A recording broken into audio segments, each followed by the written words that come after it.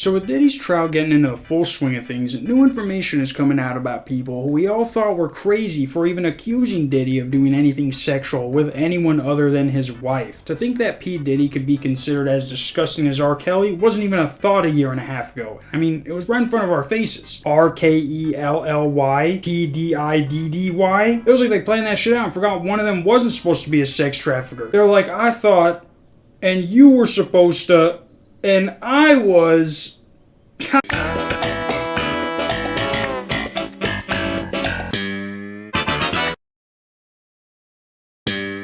But his trial is happening as we speak, maybe not this early, but it's happening, and soon we are finally going to find out the fate of yet another celebrity who thought money could keep all their secrets safe. To an extent it can, but you gotta know when the cutoff point is, and allegedly having an escort pee in your wife's mouth is something I have to force myself to say I don't like, because I'm not gonna lie. But that's not even what I'm here to talk about. I don't think any quote-unquote real information has even come out about the trial, other than some speculations from some reporters who have heard a summary of what's going on. But back in 2018, this guy from South Africa named Jonathan Audi was shot and arrested after he got in a shootout with police at one of Trump's resorts in Florida. And at the time, the headlines were focused on calling this guy an ex-porn star who was in love with Melania. But something else that's mentioned in almost every article about him is that during his arrest, he was ranting about Donald Trump, Obama, and bizarrely, the rap mogul P. Diddy. Now, this goes back to how I mentioned that anything over a year and a half ago said about Diddy, people would have been like, Diddy did what?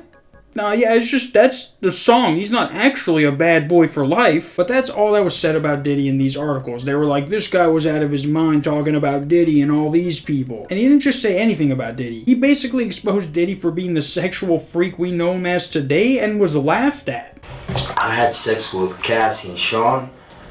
Basically, he would masturbate and tell me what to do with Cassie. I had like 15 encounters, and I heard lots of business. Because what they would do is Sean talks a lot on the phone and on the TV with speakers and stuff, and I was like a sex slave. Now, there's no use in making a big deal about it, but during this interrogation, he also mentions how Tupac is still alive in Cuba. That's why they had Tupac killed, because when they killed him, you gain fame.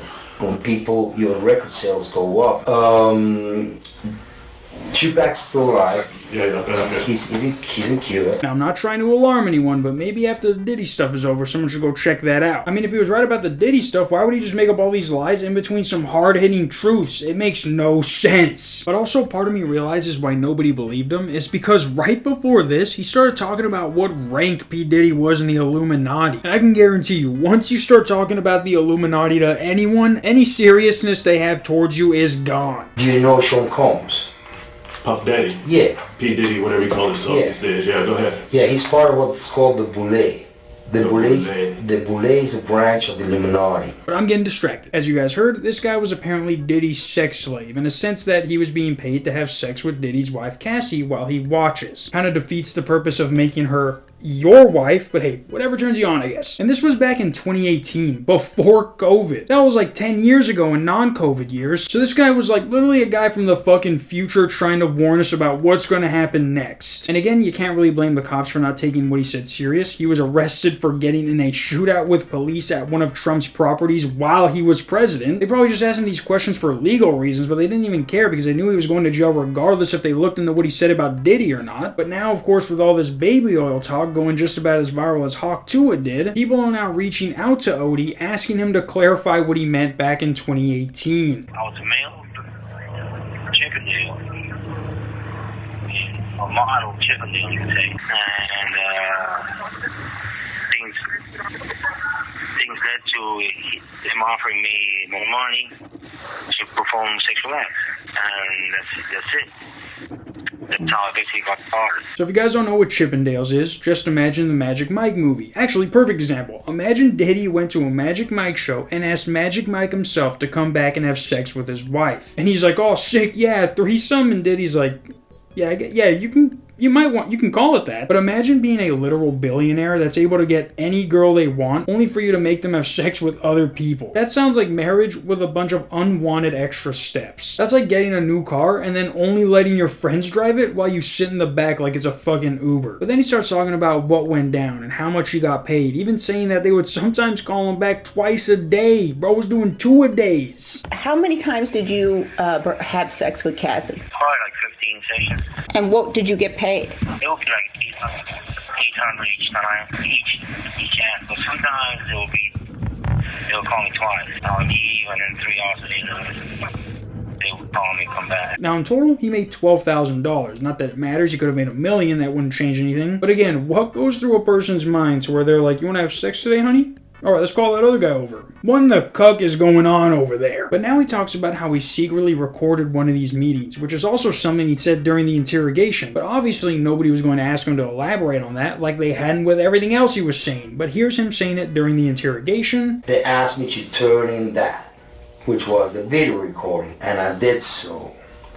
They gave it back to me accidentally, and it's possible I threw everything out. It's possible I can produce a copy. And then here's him talking about it now. Why did you decide to record or video? Because after she passed out, I decided to record that.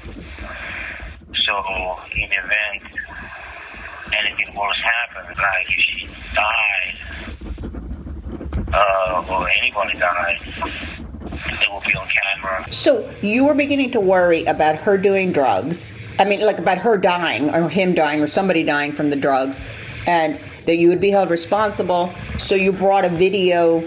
You brought your phone? No, I had a USB video memory stick done like spy shot, and I put it in the water on the table. So this had to have happened before where he thought someone was going to die, so he came prepared next time to make sure that if that happened, there was proof that it was all Diddy. If I was Cassie's lawyer, I would do whatever it takes to get this guy to go on the stand, or at least try and get that video he's talking about. Like, that video would be worse than the one of him beating her up. But I'm sure this guy isn't getting out anytime soon, considering what he was arrested for. I'm sure they can find a way to use this phone call as evidence. I doubt it, but dude seems legit. He then talks about how after he told Diddy about having this recording, Diddy paid him off like it was a scene from the fucking Black Godfather. At the settlement table, there was a lot of irregularities, okay? Mm-hmm. It was my first settlement. So they brought me in, and Diddy had a t-shirt with 2 men in ski masks pointing, making gun signs, okay? Mm-hmm. And it was black and white, and it had a red frame, okay?